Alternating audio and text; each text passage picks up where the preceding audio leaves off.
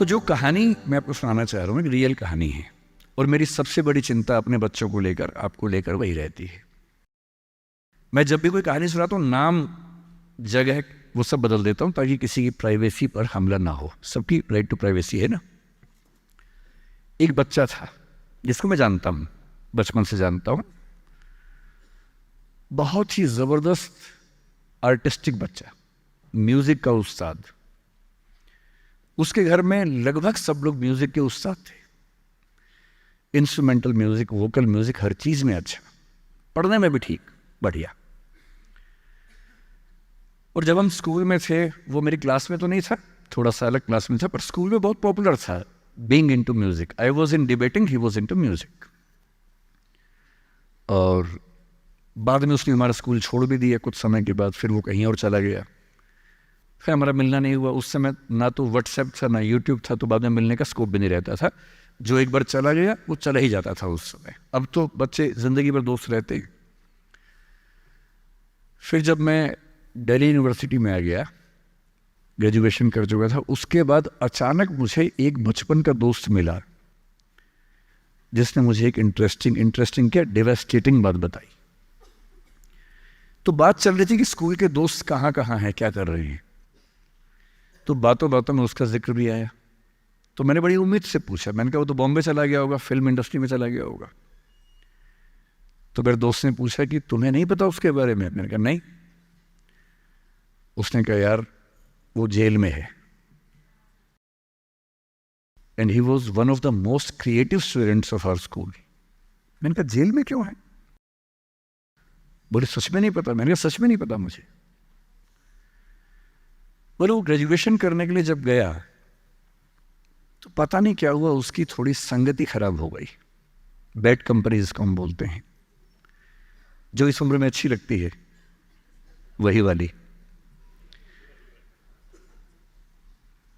तो college life में थोड़ी बहुत बैड कंपनी सबकी होती ही है, हल्की फुल्की होती है, एक सामान्य बात है। अच्छा, बच्चा बच्चा ना रहे ये भी तो अच्छी बात है ना। थोड़ा बचपन तो जीना भी चाहिए, थोड़ा शरारतें करनी भी चाहिए। पर किसी किसी का दुर्भाग्य होता है कि ज्यादा हो जाता है। उसके साथ ऐसा हुआ। उस सब प्रोसेस में उसको ड्रग्स की आदत लग गई। और ड्रग्स की आदत, ड्रग्स एक ऐसी चीज है, एडिक्शन ऐसी चीज है कि उसमें वन वे रास्ता होता है, टू वे नहीं होता है। आप जा सकते हैं, वापस नहीं आ सकते। मतलब 1000 लोग जाएंगे तो उनमें से एक आध वापस आएगा, वो भी इतनी मुश्किलों से जो ऑलमोस्ट इम्पॉसिबल है। I have seen many such cases. Social welfare department से मेरे कई दोस्त ऑफिसर से, तो मैं उनसे जब पूछता हूँ बताते हैं, मैंने ऐसे लोगों को देखा है 10-10 साल से स्ट्रगल कर रहे हैं एडिक्शन से बाहर आने के, नहीं आ पा रहे, खत्म हो गए हैं। उस बच्चे को ड्रग्स की आदत पड़ गई कॉलेज में जाके, पेरेंट्स को पता ही नहीं था।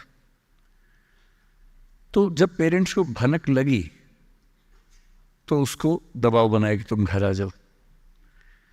अब वो जिस कंपनी में था, दोस्तों वाली कंपनी में, वहाँ अब ड्रग्स तो बहुत महंगे होते थे, पैसे घर से बहुत कम आते थे, जितने पैसे एक मिडिल क्लास फैमिली दे सकती है। अब वो घर से ज़्यादा पैसे मांगने लगा, पैसे मिलते नहीं थे। उसको अपने ही घर के लोगों पर गुस्सा आने लगा।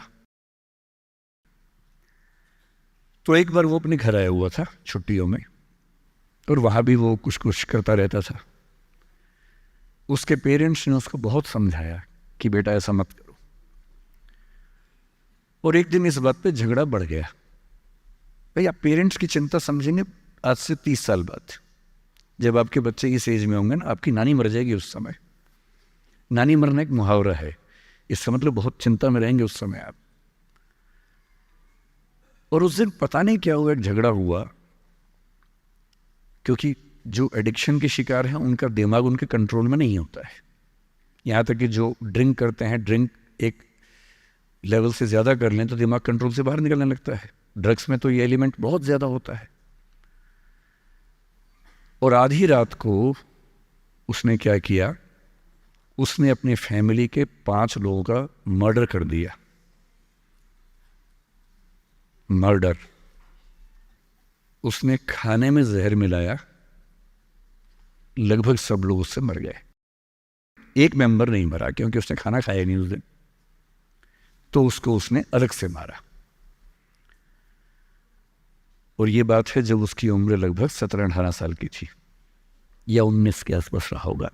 उसके बाद वो जेल गया। मेरी सबसे बड़ी चिंता ये होती है बच्चों को लेकर कि किसी भी गलती से वो ड्रग्स में ना चले जाएं।